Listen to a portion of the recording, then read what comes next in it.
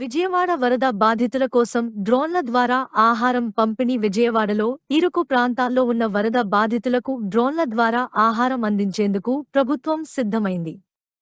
డ్రోన్ల ద్వారా ఫుడ్ ప్యాకెట్లు ఇచ్చే విధానాన్ని కలెక్టరేట్లో సీఎం చంద్రబాబు పరిశీలించారు. 8 నుంచి 10 వరకు కేజీల వరకు ఫుడ్, మెడిసిన్, నీటిని డ్రోన్ల ద్వారా సరఫరా చేసేందుకు అధికారులు సన్నద్ధమవుతున్నారు.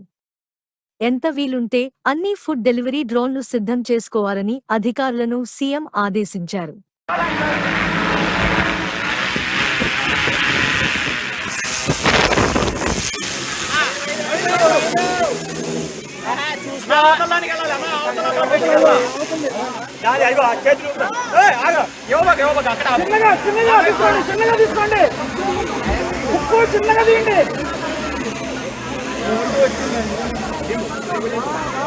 అటు పక్కగా ఉండండి.